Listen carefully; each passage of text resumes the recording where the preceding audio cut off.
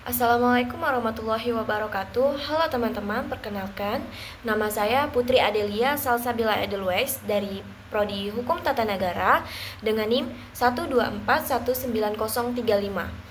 Adanya saya di sini akan menyampaikan beberapa materi untuk memenuhi tugas akhir dari mata kuliah Sosiologi dan Antropologi Hukum yang diampu oleh Ibu Usnun. Di sini saya akan menjelaskan materi tentang bagaimana sih metode pendekatan sosiologi dan antropologi dalam hukum Islam. Nah, seperti yang kita ketahui ya, hukum itu kan bukan sekedar tekstual, tetapi hukum itu adalah entitas yang hidup di dalam sebuah lingkup masyarakat. Nah, untuk memahaminya secara utuh itu tentang sosiologi dan antropologi hukum, kita itu perlu berbagai metode pendekatan untuk terjalinnya antara bagaimana hukum itu ada dengan bagaimana masyarakat itu timbal balik terhadap hukum tersebut. Seperti bagaimana Dasein dan Dasolen itu menjadi satu ikatan yang sudah sangat sempurna. Nah, di dalam metode pendekatan ini dibagi menjadi dua. Ada metode pendekatan sosiologi hukum dan bagaimana di metode pendekatan antropologi hukum. Pada bagian pertama ini saya akan menjelaskan bagaimana pendekatan di dalam sosiologi hukum. Yang pertama itu ada di pendekatan moral. Jadi di dalam metode pendekatan moral ini, hukum Islam itu dilihat sebagai hukum yang adil, yang dinilai itu adil dan ada keadilan di dalamnya. Nah, pertanyaannya itu bukan apa hukumnya, tapi apakah hukum ini sudah dijalankan secara adil dan sesuai dengan hati nurani.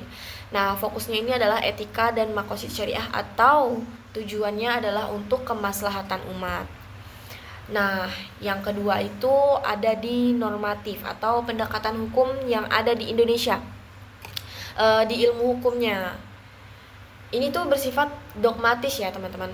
Kita ngelihat di hukum itu sebagai sistem aturan yang kaku, yang ada hierarkinya dan logis dan konsisten berdasarkan teks-teks Al-Quran dan hadis.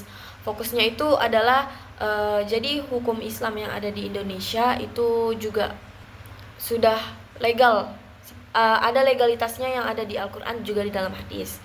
Kemudian di pendekatan sosiologisnya ini, hukum itu dilihat sebagai law in action, atau kita mengamati bagaimana hukum Islam itu benar-benar dipraktikkan di dalam masyarakat dan faktor sosial apa sih yang mempengaruhi efektivitas daripada adanya hukum Islam tersebut. Nah, masuk ke materi kedua. Di bagian kedua itu ada bagaimana sih pendekatan antropologi hukum Islam. Nah, yang pertama itu adalah terjun ke lapangan langsung. Jadi kita tidak hanya mengamati dari luar saja atau dari teori-teorinya, tapi terjun langsung ke mana hukum itu berada di masyarakat. Kita terjun langsung ke masyarakat, lalu kita melihat di mana hukum tidak berdiri sendiri, tapi itu tergabung dengan aspek-aspek seperti ekonomi, politik, sosial, dan budaya. Karena pada dasarnya kembali lagi di awal, di mana ada kehidupan, maka di situ ada hukum.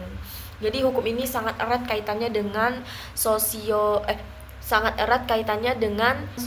karena jika tidak ada manusia atau tidak ada individu kehidupan, maka tidak akan ada hukum.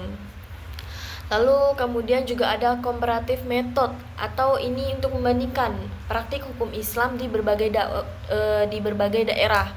Lalu ada mikroproses, yaitu mengamati detail-detail kecil di mana atau bagaimana sengketa hukum itu diselesaikan di tingkat akar, seperti tingkat desa atau di keluarga. Jadi kita juga tidak langsung melihat dari kacamata hukum yang seperti ada di pengadilan-pengadilan, tapi kita juga melihat bagaimana sih masyarakat-masyarakat yang ada di daerah terpencil, masyarakat-masyarakat kecil kayak yang ada, ya contoh kecilnya saja yang ada di dalam keluarga. Bagaimana sih keluarga kita sendiri itu menyelesaikan sesuatu masalah, apakah hukum Islam itu digunakan ataukah seperti apa. Jadi itu yang dinamakan mikroproses. Kemudian ada fenomenologi atau simbolik interpretatif. Nah, ini tuh untuk memahami makna hukum dari sudut pandang pelaku atau masyarakat itu sendiri, dan simbolik interpretatif yang melihat hukum itu sebagai sosial budaya yang melihat hukum itu sebagai simbol budaya yang perlu ditafsirkan maknanya di dalam kehidupan sehari-hari.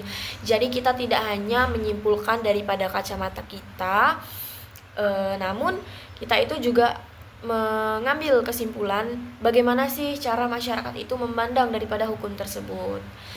Nah, kesimpulannya, sosiologi itu mengajarkan kita tentang struktur dan interaksi antara hukum dengan masyarakat. Sedangkan antropologi itu mengajarkan kita tentang makna dan budaya dalam hukum Islam. Nah, menggabungkan keduanya itu membuat kita memahami hukum Islam itu tidak hanya kontekstual, tidak hanya kontekstual, namun juga manusiawi. Saya Putri Adelia Salsabila Edelweiss, mohon maaf jika video materi saya ini agak banyak kurangnya.